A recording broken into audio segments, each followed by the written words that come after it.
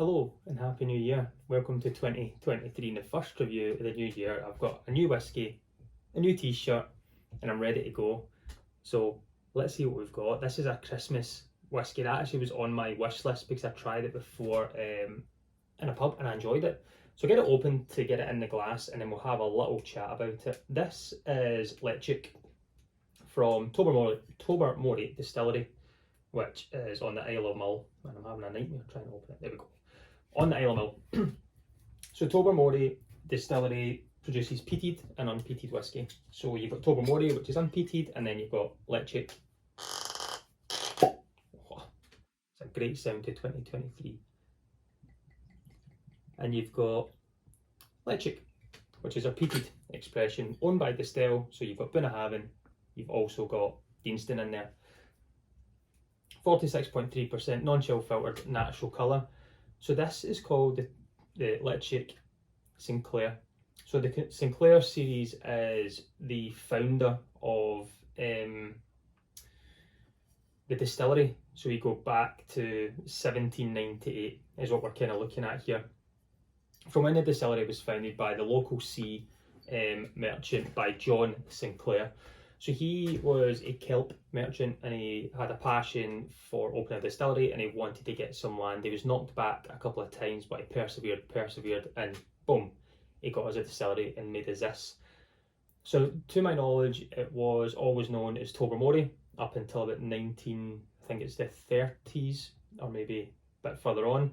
And when it closed down again, it closed down a few times between, it became Tobermory Distillery or Ledaig Distillery. It's jumped between the two names and they've brought us this. So this whiskey that we have here, this Sinclair series, which came out in 2020, and it's really starting to climb up now. I don't really remember seeing it until late last year. It really hit my radar. I thought the colour of it, I do remember seeing it and I thought, oh, it's not natural colour, let's look at it, it can't be, and boom, it is. Went onto the website from Ledaig and seen that it is in actual fact natural colour, non-chill filtered, 46.3% ABV. This is peated. We're looking at about 38 to 40 ppm, so just your kind of standard Islay peat as well what we get, but this is an island peat instead of Islay peat, slightly different, slightly closer to the mainland that we have here. From Mull, and I'm using my wee Capita Deanston glass as well, keeping it all in the family.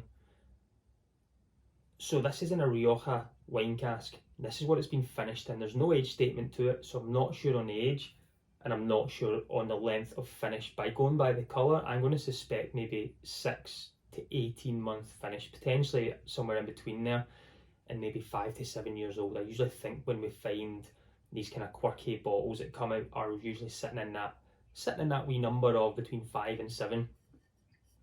I like the bottle, I like the design, I think the colour, everything goes well with it.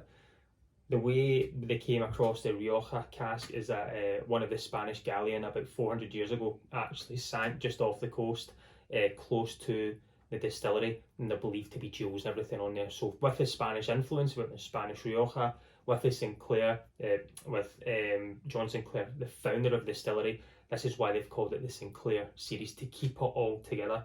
So we're looking at ex-bourbon and then we're looking at Rioja cask finish, and you've just got this beautiful, beautiful colour straight away. 46.3%. Everything Distell does, they've not changed that, which is great. They're keeping it at a good level. Everything's nice. They've not went cheap. I'm really glad with that. Let's get it on the nose. Let's get it on the palate. Let's give it a review. Let's get 2023 off an absolute bang and see what other great whiskies that I've got that we can go and see how big a year we can have. So on the nose, let's go. As you've seen, I've let it sit in the glass for as long as I've been talking. I should have probably poured it beforehand just to let it settle a little bit. But I know this is something I can always return to, and we'll get on to the price in a minute as well.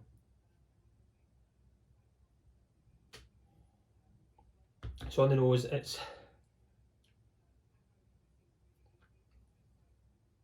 soft, gooey, fruity sweets, like a very fruit-laden nose. Your red berries, black currants, cherry, raspberry, probably muddled together. It's a deep red, like a deep Rioja wine, if you imagine. That's a really deep, heavy soft peat in the background, but I always find it catches me off guard, and on the nose I don't really get it. It's on the palate it usually finds me. But there's a soft kind of coastal hit coming through. There's this kind of clean creaminess as well, which you usually get from, I would say, a typical Deanston malt, which has that nice creamy barley note. I'm finding that through here from the DNA from Distell. But those big red punchy fruits, plum, raspberry cherry, just flying through there. So let's try it on the palate, see how we get on. Slàinte everyone, and welcome to 2023 again, and thanks for tuning in.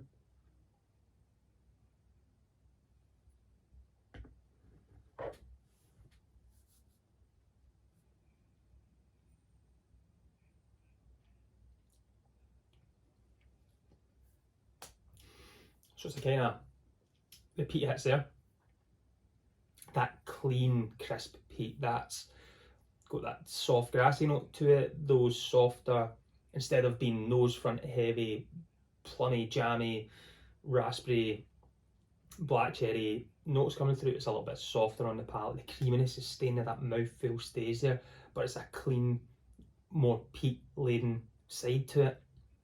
The balance is nice.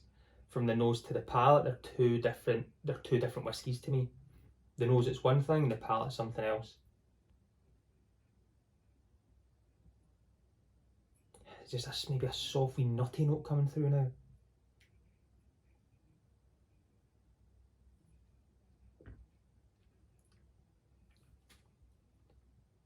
It's just a really nice peat, it's a really nice level to it.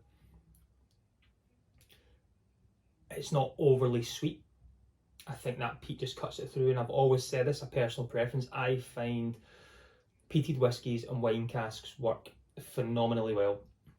I've had a couple of non-peated whiskies and wine cask finishes and maturations which have been good, but I just find, I don't know what it is about the two, they just go so well together. We'll go back to this in a wee second. We'll look at the bottle. High end, really nice looking, it's eye-catching, the etching on it's really good. Yes, it's not an age statement, but we're 46.3%. We're also non-chill filtered, natural colour. That's really good. What do we pay for this? You can go online, Amazon and other places, it'll be sub £40. You're usually sitting between the £30 to £34 mark for this. This is a great introduction to peated whiskey on maybe a sweeter scale, something that's a little bit, I'd say, slightly more complex because of the wine cask maturation and the influence it has on there. It's a wonderful nose, it really is. But price point, quality, everything we have there. Yes, you look for age statements and so forth. I don't think you need that when you've got quality whiskey. You look at other peaty whiskies that have been young. Ardbeg, Wee Beastie, for instance, put a 5-year-old age statement on there. Went through the roof. I really enjoy that. I think I used to get caught up in the rat race of there has to be an age statement on whiskey. Now, no. I think if it's maybe non-age statement and over £60-70, then maybe yes, I would like to know what product and how old I'm paying for it.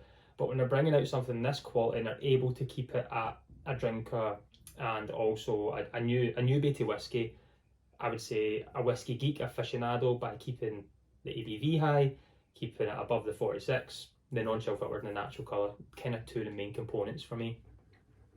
And it's something that doesn't need water.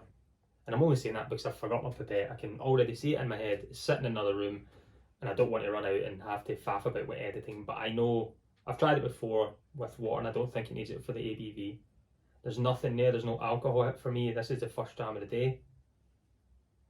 And no, I was going to say year, but not the year, but first of the day.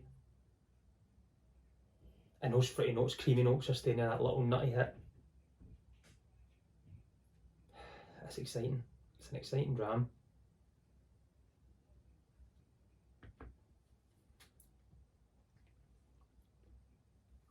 Tiny bit of spice there now, slightly drying. I'm going to say that's more softer ash coming through, and maybe the wine being a deeper, darker, a bit more tannin led wine cask. I've really enjoyed this. I know when I tried it at the bar I enjoyed it, and I thought I'll put it on the wish list for Christmas, and I've been able to get it. So I thought, why not start with something I've got a little bit of knowledge about of trying and enjoy. A recommendation for sub £35 peated whiskey. Go for it. It's out there, it's in abundance, it's not going to be far soon.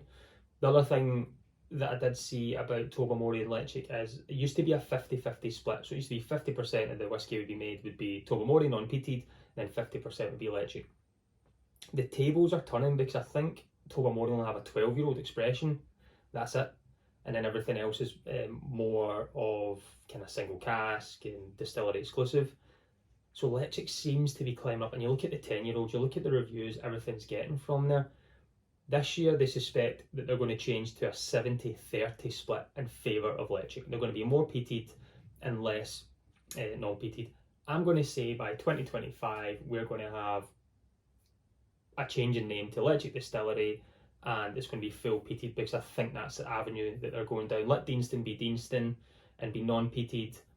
Let Ledaig be Ledaig and be peated, and let Bunnahabhain be a little diverse, with being very, very lightly peated to untraceable, to having the Moyna heavily peated, or messing about that way. They have that.